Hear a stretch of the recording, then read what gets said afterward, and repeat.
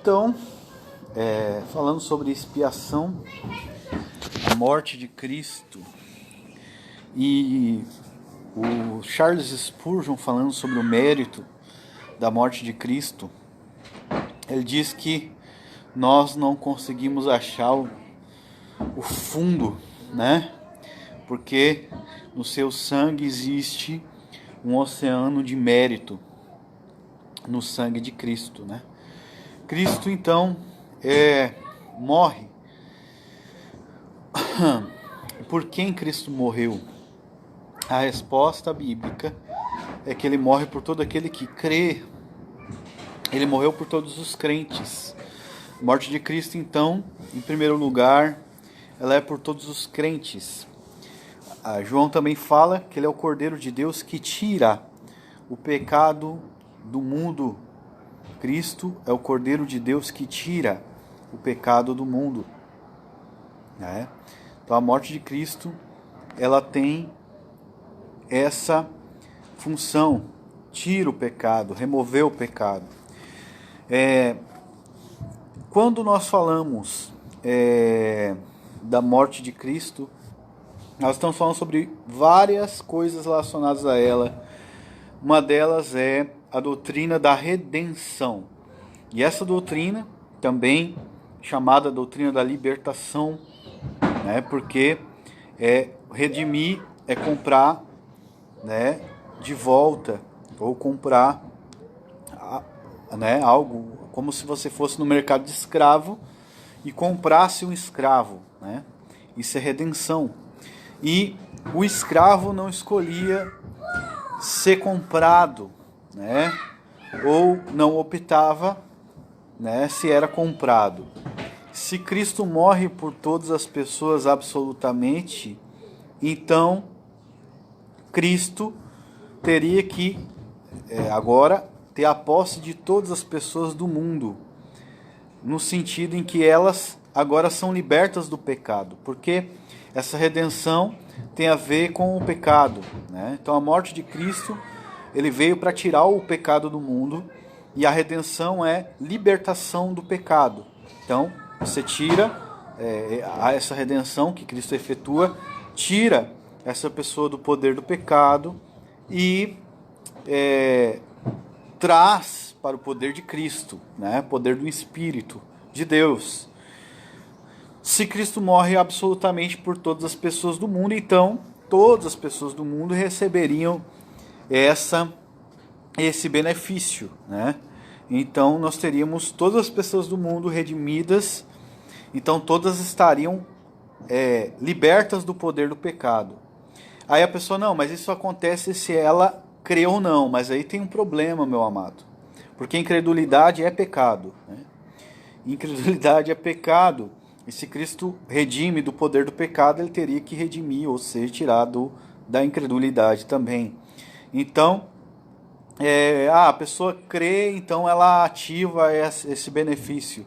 É a ideia arminiana, mas, como eu disse antes, quem é libertado do poder do pecado, ele não escolhe, ele é resgatado do pecado e trazido para Cristo. E a linguagem de Paulo também, em Colossenses, ele diz que ele nos transportou, ele nos libertou do império das trevas e nos transportou para o reino do Filho do seu amor. Ou seja, quem fez isso foi Deus. Ele libertou do império das trevas e transportou para o reino do Filho do seu amor. Então, é uma questão de causa e efeito. Cristo compra, e esses que ele compra, eles são realmente redimidos por Deus. Outra questão é a questão da expiação do próprio pecado, que é a questão do pagamento pelo pecado. Se Cristo pagou por todos os pecados de todas as pessoas do mundo, então agora, por que as pessoas vão para o inferno? Aí a pessoa vai dizer, por causa da incredulidade deles. Agora nós estamos falando sobre o pagamento da dívida do pecado, tá? É uma questão forense, a justificação, né? Nós sabemos. Mas Cristo, então, ele paga a dívida de todas as pessoas? Ele pagou. Mas a incredulidade é pecado? É. E Cristo pagou por isso? Pagou ou não? Isso entra em vários problemas, porque um crente, num período da vida dele, ele pode se tornar incrédulo por pouco tempo, ou em níveis de incredulidade existem, né? Então, se Cristo não paga pela incredulidade também do crente, ou seja, daquele que é cristão, ele, como que essa pessoa vai ser salva se ela tem um pouco de incredulidade? Entende? Então, Cristo não pagou o suficiente pela incredulidade dos crentes. Então, às vezes, você se vê em momentos de incredulidade. Esse é um problema. Se Cristo morre por todos os pecados de todas as pessoas do mundo, ele teria, então, que realmente ter pago os pecados de todas as pessoas do mundo, e ninguém poderia ir para o inferno, porque Deus não é injusto. É uma questão de justiça, porque Cristo paga pelos pecados. Agora, a incredulidade é um pecado, e se Cristo pagou por ela, então, todos. Aí a questão, não, Cristo não pagou pela incredulidade. Tá, então de onde vem a fé? A fé, ela é resultado da morte de Cristo, né? Como Cristo paga pela incredulidade, ele agora liberta a pessoa do poder do pecado e dá para ela um coração que pode crer, que crê em Deus. Essa visão reformada da fé. Do que é a fé? A fé é o primeiro, a respiração da alma regenerada. Então, quando Cristo paga pelos pecados, ele tira o pecado do mundo, ou seja, de todos os eleitos, ele está resgatando eles da incredulidade, resgatando eles da cegueira espiritual, resgatando eles de todos os efeitos também do pecado, e aí que a regeneração entra. E então, dando fé a eles. Então, Cristo está pagando por algo, ele está pagando pela fé. Então, essa visão reformada é o que Cristo paga, ele obtém, né? Na visão arminiana, então, Cristo paga por todos os pecados, é certo? Pela incredulidade, né? Acho que alguns luteranos também creem assim, não sei. Só que se Cristo paga por todos, exceto pela incredulidade, então é uma ação moral do homem, e a salvação agora, ela é por meio da fé, né? A justificação é por meio da fé, então se torna agora uma obra humana a fé, né? Então, a fé, claro que é um ato meu, mas ela não é uma obra humana. A fé, ela é um dom de Deus. A fé vem de Deus, e Deus opera em mim o querer realizar. A Bíblia ensina em Filipenses, no capítulo 1, versículo 29, que nos foi concedido tanto crer em Cristo como padecer por Ele. Ou seja, crer em Cristo é concedido a mim pela fé. Então, na visão bíblica reformada, a fé é um dom de Deus que vem de Cristo, da obra de Cristo. Cristo, ele comprou a fé.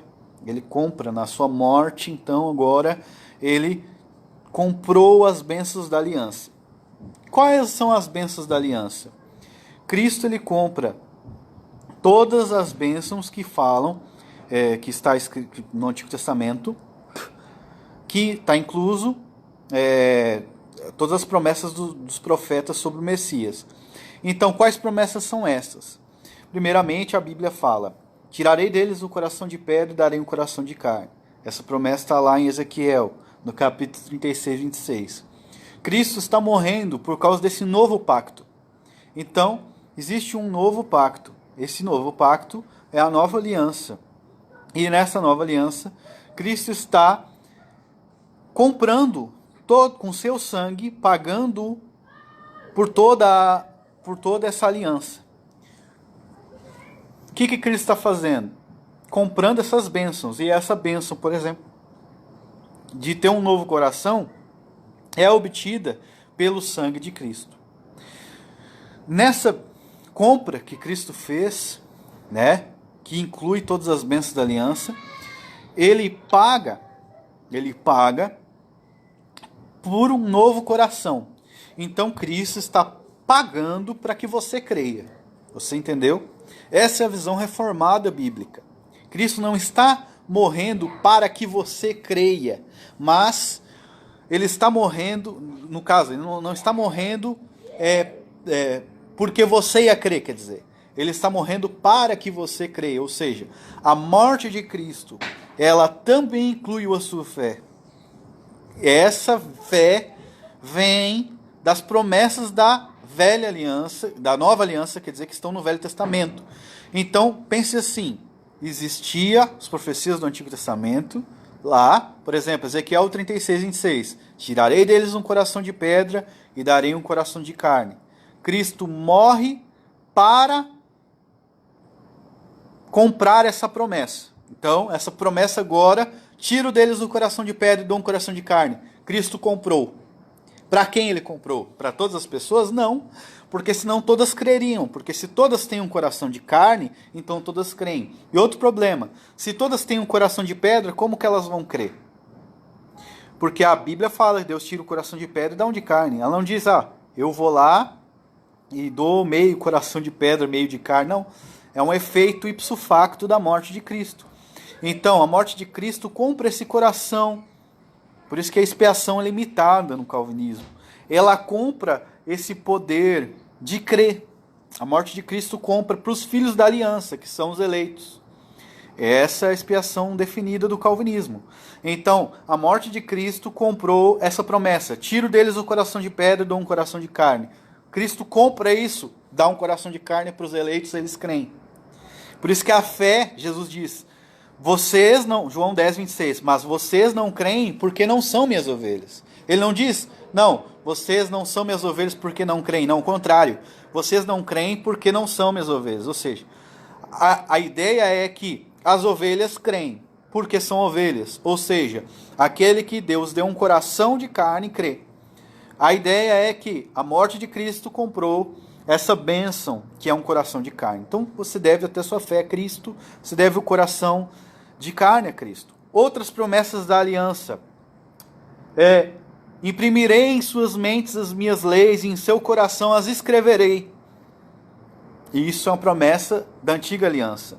Ou seja, a sua obediência como crente, ela foi comprada também pela morte de Cristo. Porque faz parte do concerto da aliança. Não faz parte da sua força. Faz parte da força da cruz. Então Cristo, ele compra essa promessa. Imprimirei em suas mentes as minhas leis e em seu coração as escreverei.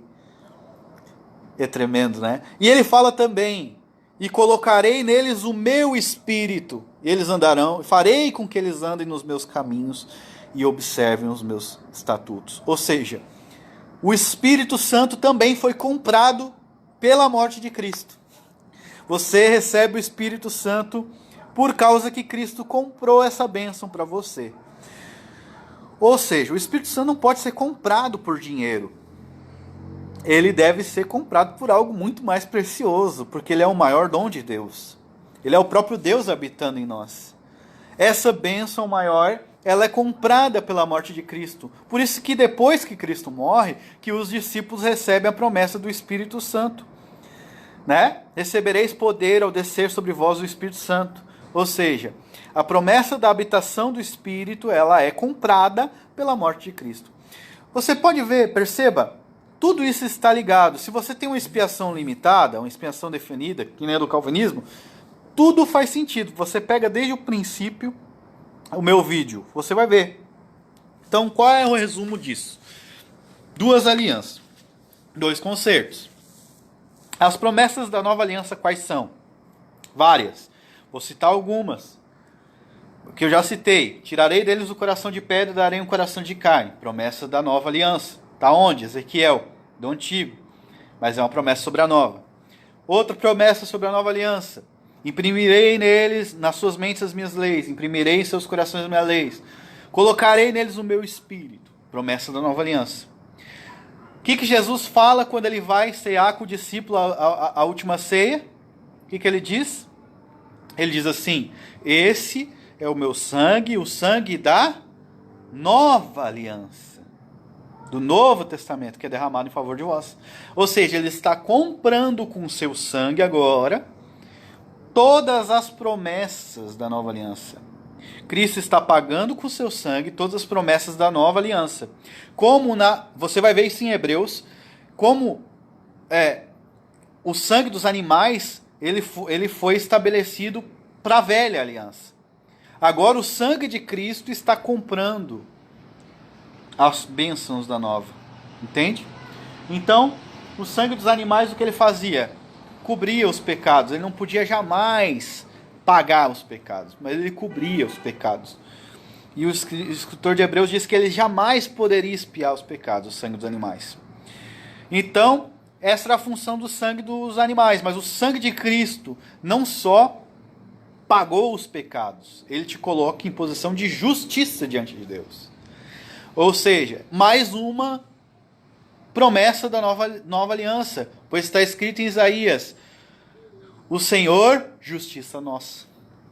Ou seja, a promessa da nova aliança é que o Senhor seria justiça nossa. Essa promessa está em Isaías. E essa promessa também é comprada por Cristo. Então, você tem, né, o sangue de Cristo comprando todas as bênçãos da nova aliança, que é muito superior ao sangue dos animais. Isso implica na fé que você recebe. Então, não existe uma expiação por todas as pessoas do mundo. É impossível. Porque o sangue de Cristo, ele compra todas as promessas da nova aliança. E entre elas está o coração de carne, Ezequiel 36, 26. E sem esse coração ninguém crê. E se Cristo paga para que a pessoa receba esse coração de carne, e a Bíblia diz que deve se crer com o coração para a salvação, então ele não pode ter morrido por todos, porque senão todos teriam um novo coração e todos creriam na palavra de Deus. E não é isso que acontece. Deus não tira um coração de pedra e dá um coração de meio carne e meio pedra. Deus tira o coração de pedra e dá um de carne. A eficácia da nova aliança está ali. Então, eu creio na expiação limitada porque ela faz com que o sangue de Cristo e a aliança, ela realmente alcance o seu objetivo, né? A regeneração é comprada pelo sangue de Cristo, a justificação é comprada pelo sangue de Cristo e todas as promessas do Antigo Testamento sobre a nova aliança é comprada pelo sangue de Cristo. Eu vou deixar esse vídeo online, né? Sobre a expiação definida, outra coisa também que é necessário falar, por exemplo, em Efésios, quando é dito que Cristo morreu pela igreja e deu sua vida por ela. Isso é muito importante. Quando eu li isso a primeira vez, eu chorei muito, porque toca muito o coração. Paulo fala assim: o marido deve amar a sua esposa como Cristo amou a igreja.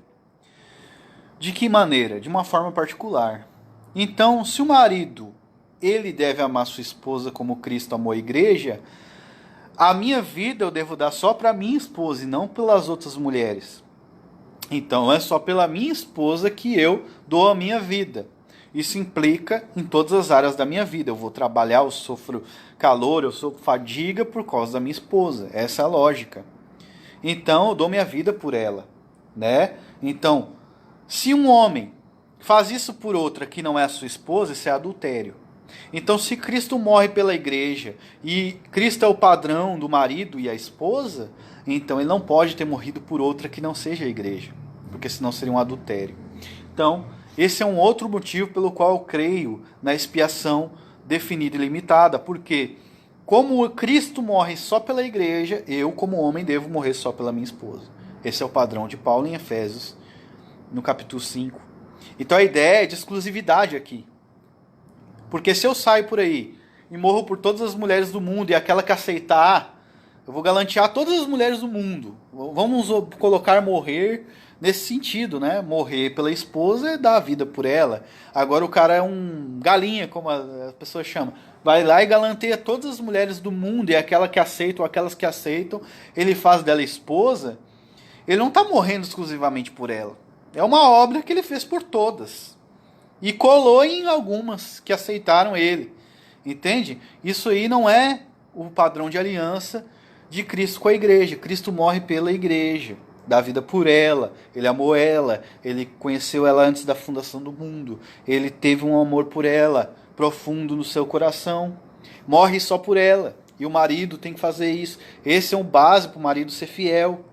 Então o calvinista que crê na expiação limitada, que é um adúltero, um sem vergonha que deixa mulher, ele é um hipócrita. Por quê? Porque Cristo morre só pela igreja e ele tem que morrer só pela mulher dele. E se ele adultera ou se separa, casa com outra, ele está fora do padrão do calvinista. Então por isso eu creio na expiação limitada. Por todos os efeitos, tudo isso que eu falei.